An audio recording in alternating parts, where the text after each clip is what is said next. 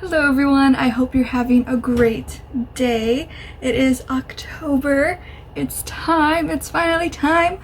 So I have been away for a while, but now I have a better schedule, so I'll be able to upload more frequently. I don't have like a on this day or that day, just more frequently. I know in the past I had some videos like this where I compare like a movie to the real story, and I called it like Twisted Tuesdays. We're not doing that anymore. We're not gonna have a title or anything for a series, I guess. I just noticed that it's better for me to just put out content when I want to and when I can rather than putting myself in like a box. So what I'm going to do from now on is just upload when I can, which will be often, which is nice. But a lot of my content on here is pretty much a smorgasbord of different things. I vlog, I talk about spooky stuff. I guess that's it. I just vlog and I talk about spooky stuff.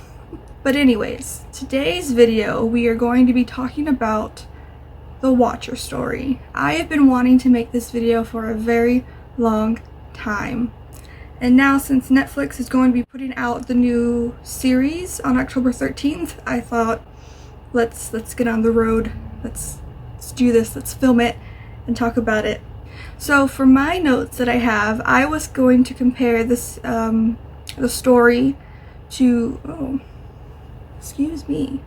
I was going to compare the story to a movie by the same name that came out in 2016, but I'm just going to compare the story to what we see in the trailer for this new series, which it looks like it's going to be vastly different than what the actual story is, which a lot of movies, like story to movie things, are that way. Even the film from 2016 is very different from the actual story. So real quick, it seems from the trailer for the new Watcher series, the only thing that is the same are the letters. Everything else looks pretty different, or very different, but I'll get into more of those details at the end of the video. And as some of you may know, I do my makeup as I talk about these things, just so I have something to do with my hands instead of just sitting here talking to a camera, which is fine, but I like to keep my crabby hands busy doing something. So without further ado, let's get into the Watcher. So our story begins with Derek and Maria Broaddus. I think that's how you say their name, Broaddus. They're the Broadduses family. We're looking for their dream home, their forever home. And one day in June of 2014, they finally found it in New Jersey, or at least what they thought would be their dream home. This home was a 6-bedroom house at 657 Boulevard. So the funny thing with this, well, it's not funny as in like strange, but it makes sense, is that they never actually moved into their house. They were supposed to, but they never did. And they also had a lot of renovations that they needed to do on the house also. So just 3 days after closing on the house is when the Broadduses got their very first letter. And when Derek, Mr. Broaddus, went to the mailbox, he wasn't expecting much because they had just bought the house. So when he went to check the mail, he didn't think there would be much, if anything, in there. But there was one letter, and all it was addressed to was the new owner. So the letter read, "Dearest new neighbor at 657 Boulevard, allow me to welcome you to the neighborhood. How did you end up here? Did 657 Boulevard call to you with its force within? 657 Boulevard has been the subject of my family for decades now, and as it approaches its 110th birthday, I have been put in charge of watching and waiting for its second coming. My grandfather watched the house in the 1920s, and my father watched in the 1960s. It is now my time. Do you know the history of the house? Do you know what lies within the walls of 657 Boulevard? Why are you here? I will find out. So in the letter, it also mentions like their type of car, that they're noticing that there's contractors there at the house. So whoever's sending these letters is noticing that the Broadduses are going to be making changes to the home, and we soon find out that whoever this watcher is does not like that very much. Doesn't like someone coming in changing things about. And the dates that we said, like 1920s, 1960s, and now, which is at this time 2014, that's important. That's going to come into play later when we get into our suspects of who the Broadduses thought the watcher was. So the letter also says, I see that you have flooded 657 Boulevard with contractors so that you can destroy the house as it's supposed to be. Tisk, tisk, tisk. Bad move. You don't want to make 657 unhappy. Something that's also very scary and quite alarming with this, and I think any parent, I am not a parent, but I assume any parent would be off-put by this, is that whoever was watching noticed that they had children, and they remarked that they have 3 children, which is true. They did have 3 children, one 5, one 8, and one at the age of 10, so very, very young, which for some reason is very important to this watcher person, whoever they are. And later on we see that they are very, very interested in the children. Gross.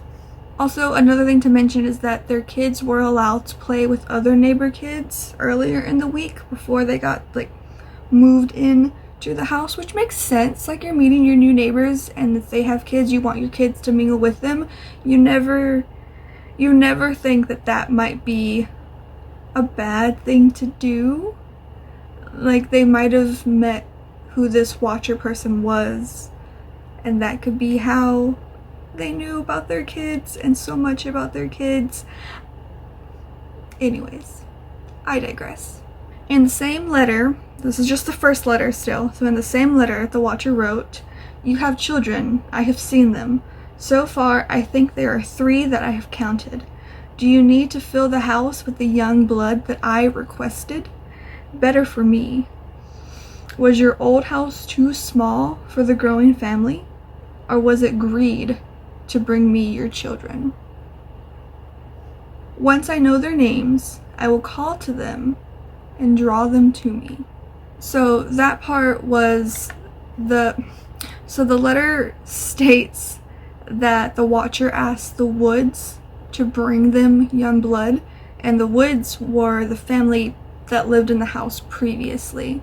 So that's what the watcher means by, are these the young blood that, are these the children that I requested were to be brought to me? So I have no idea why this person is so obsessed with children, but I think it goes without saying that it is very uncomfortable and unsettling. And I don't really want to use my imagination to why this person wants children to be brought to them or children to be brought into the house. I feel like I'm getting ahead of myself in this story, but they do mention how they used to be in the house. So I think, like, as a child, and we'll get into more of that later, but I guess it could be that they miss that there was children in the house. I don't know. I'm trying to make sense of it and rationalize it, which is, sorry, I'm which is probably not the best thing to do. But the letter continued, still on letter 1. Who am I? There are hundreds and hundreds of cars that drive by 657 Boulevard each day. Maybe I'm in one. Look at all the windows you can see from 657 Boulevard.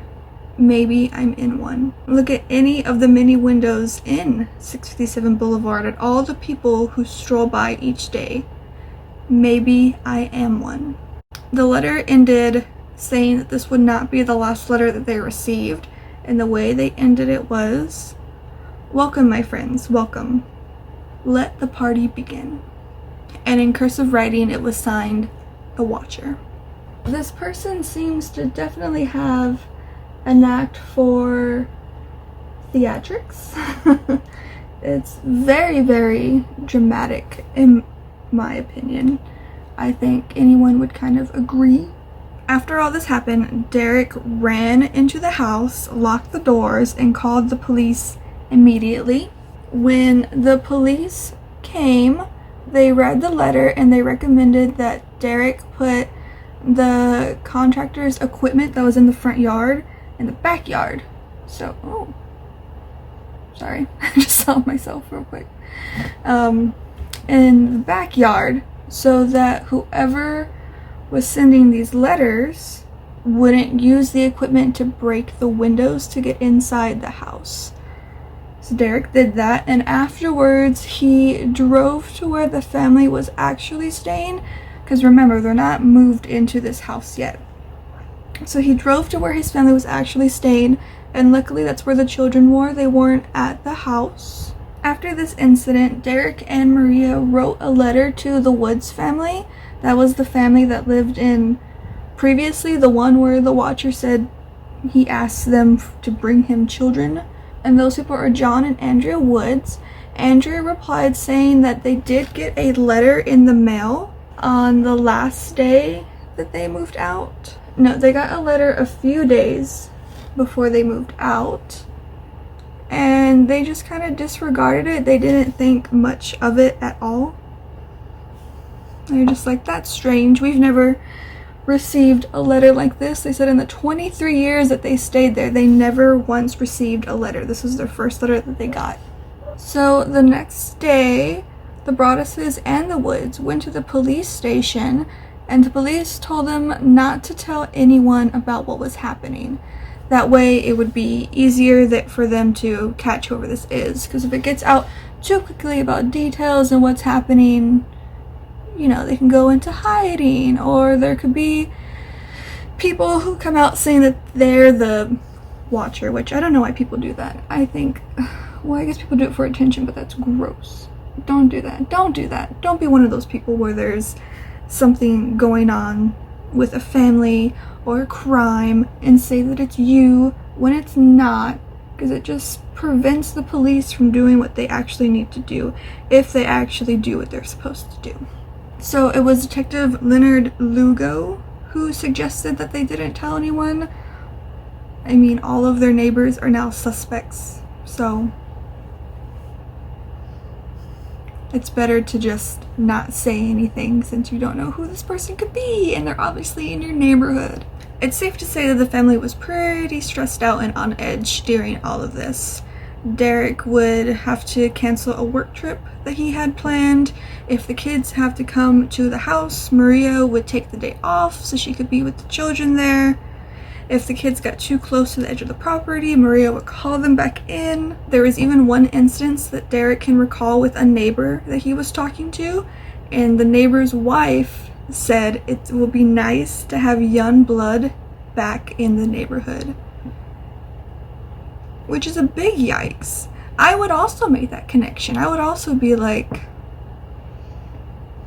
wait a minute, because who says that? No one says that. No one refers to children as young blood. At least I don't think so. I don't know if like older people do. I don't know.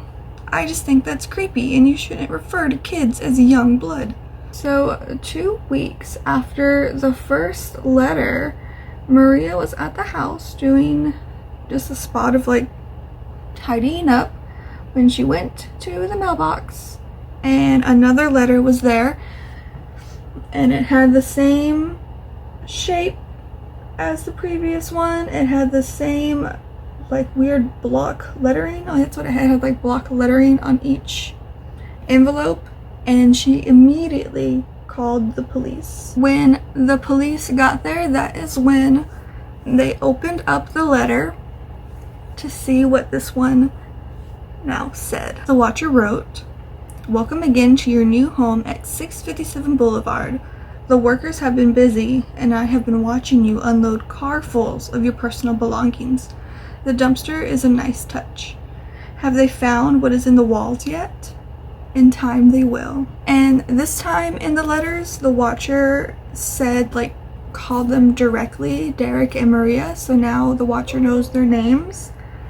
And in the letter, it was like they were gloating because they were saying how they knew their children's names and now they know their nicknames. They even know their birth orders. And remember, Maria was calling out to her children to come from the edge of the property. So that's how he knows their names. Great. He says, "I am pleased to know your names now and the names of the young blood that you have brought me. You certainly say their names often." The watcher even asked about one of the children in the family, asking, is he the artist of the family?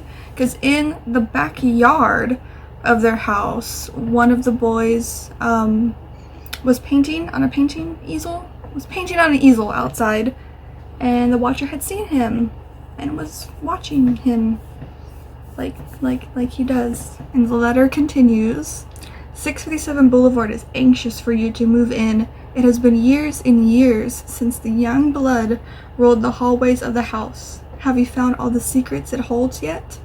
Will the young blood play in the basement? Or are they too scared to go down there alone? I would be very scared if I were them. It is far away from the rest of the house. If you were upstairs, you would never hear them scream. Will they sleep in the attic? Or will they sleep on the second floor? Who has the bedroom facing the street? I'll know as soon as you move in. It'll help me to know who is in which room. Then I can plan better. All of the windows and doors in 657 Boulevard allow me to watch you and track you as you move through the house. Who am I? I am the watcher, and I have been in control of 657 Boulevard for the better part of 2 decades now. The Woods family turned it over to you. It was their time to move on and kindly sold it when I asked them to. I pass by many times a day. 657 Boulevard is my job, my life, my obsession. And now you are too, Broaddus family. He spelled their name wrong. He spelled it Braddus. Their name is spelled Broaddus. He continues, welcome to the product of your greed. Greed is what brought the past 3 families to 67 Boulevard, and now it has brought you to me. Have a happy moving in day. You know I'll be watching.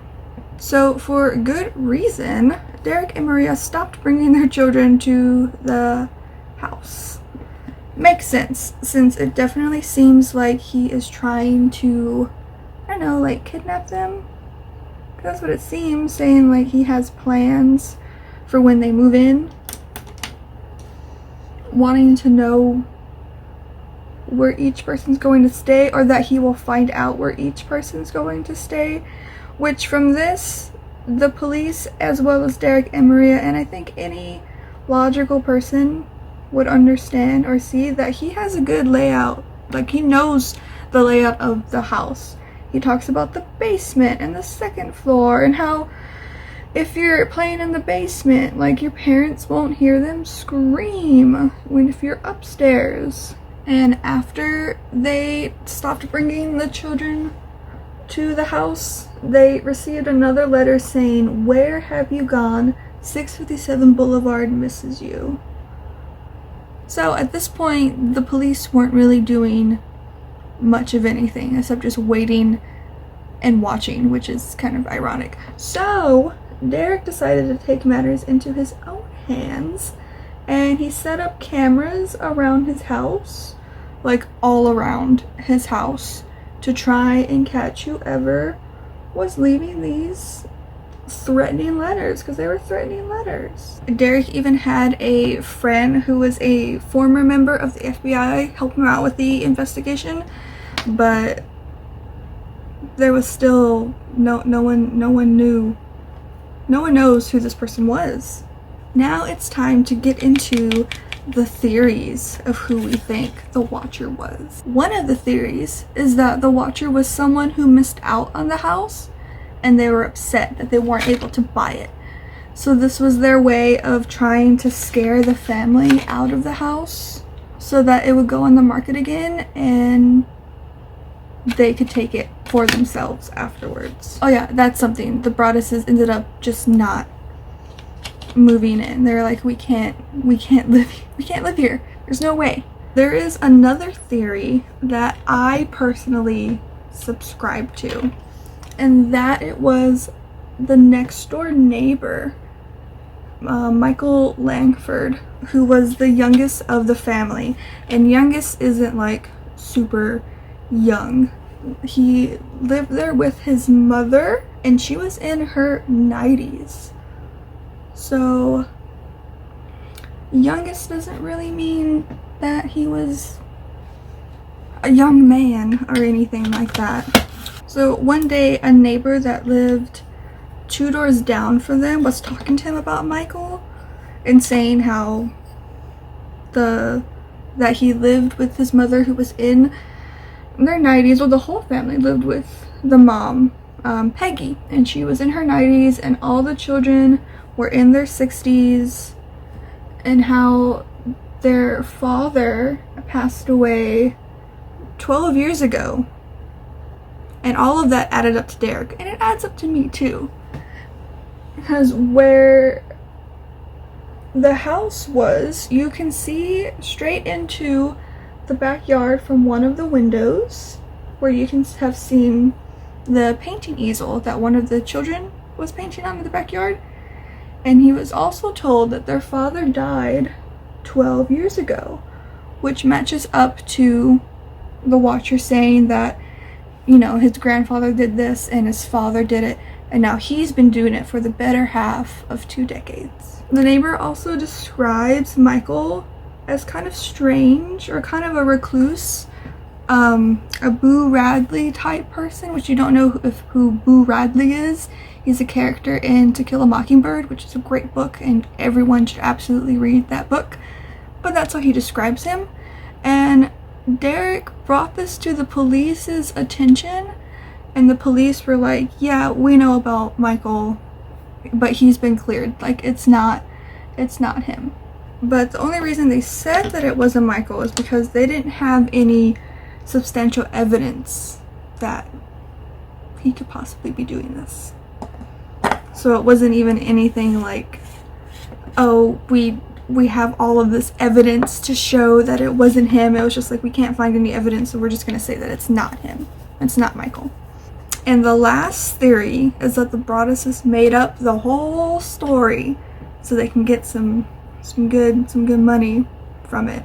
So 6 months after the first letter, the Broadduses still had the house, but they never moved in. They were still doing renovations and they still were paying the mortgage on the house. But again, it was all just way too much for them to handle. So they hired a lawyer to help them out, and the lawyer suggested that they sell the plot to a developer who would split the lot into 2 separate lots, and that the Broadduses would get $1 million from doing so. That's a lot of money. $1 million is not a small bit of chunk change to the average person. But in this town, you had to have like board meetings about doing stuff like this. I think every town, I don't know, I'm not a homeowner, I don't know how things work, but they had a meeting to talk about this, talk about splitting the house up into 2 parts. And in this meeting, a lot of people were upset about it, that they were wanting to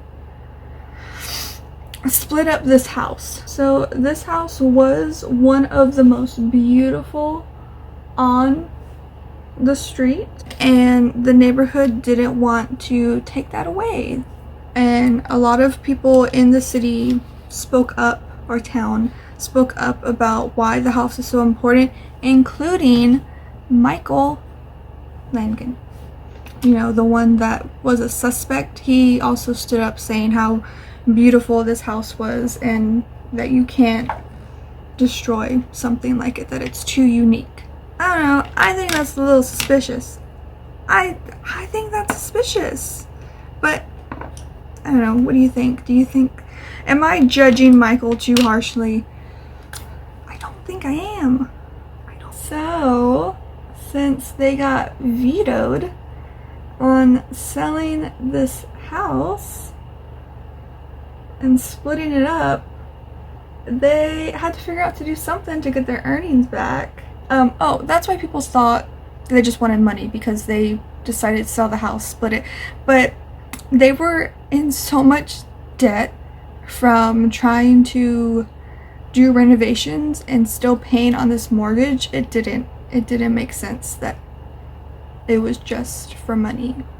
That's a lot of stress and time and people involved to make this up, to just say, no, I did it, I wrote all those letters. So what they ended up doing instead was renting it out. And luckily they found someone to rent it out to. But just 2 weeks after this new family moved in that was renting it, they got another letter in the mail. And on the envelope it said, "Violent winds and bitter cold, to the vile and spiteful Derek and his wretch of a wife, Maria." This was the first letter that they received in the last 2.5 years. So let me explain that timeline. So after the last letter where they're like, we don't want our kids to be involved, let's try and sell the house, it took 2 years for them to figure out what they were going to do and to get a new person to rent out. So this is 2 years later, someone rents the house. After that family moves in, 2 weeks later is when they got that envelope that said, "To the vile and spiteful Derek." I hope we're on track now where everything is in time. And inside the letter it wrote, "You wonder who the watcher is. Turn around, idiots." Sorry. I don't know why that's funny, but it's funny. Sorry. "Maybe you even spoke to me, one of the so-called neighbors who has no idea who the watcher could be. Or maybe you do know and are too scared to tell anyone. Good move. My soldiers of the boulevard followed my orders to a T. They carried out their mission and saved the soul of 657 Boulevard with my orders. All hail the watcher." I think that's so funny that he's just like it's a cult following this watcher and the whole neighborhood's in on it, which maybe they are. I don't know. Stuff like that happens all the time. Anyways, the letter continues to be very threatening. Maybe a car accident, maybe a fire, maybe something as simple as a mild illness that never seems to go away but makes you feel sick day after day after day after day after day. Maybe the mysterious death of a pet. Loved ones suddenly die. Planes and cars and bicycles crash. Bones break. After that, no more letters were ever received. They never got any more letters after that. I'm gonna finish my lip real quick and then we will tie all of this in a nice little neat bow. Okay, well, first off, this is the finished look. I'm done. I don't know, I feel like I'm using daytime lighting. I do have a ring light and I feel like the ring light might show more details. I don't know, we'll see. Anyways, my thoughts are, I kind of said them as I was going along, that I don't think that this family made up the story because it got very messy, unless they did and they didn't know that it was going to get this messy. But that's a lot of work and energy to put into this, and again, there's so many people involved as well. I again kind of subscribe to the neighbor story with Michael. The dates add up. He's right there where he can see into the house. I would understand if he's been in that place, like in neighborhood, since he was a child. Who's to say that that family didn't live in that house when he was a little boy, and that's how he knows the layout of the house, and they moved in to the house next door as they got older. I don't know. As far as what seems to be the same from this new series that's coming out to the actual story, I think it's just the letters that are the same, almost like, or just like the Watcher movie from 2016, that it's just the letters that are the same, that they got these weird freaky letters. Because in the trailer, it shows them like they've moved in, there's a lot more conflict with the neighbors, there's a lot of action, but that makes sense. It does say based on a true story, and a lot of things that say based on a true story, there's a little bit of flow to you where you can just like add whatever you want to make it more exciting.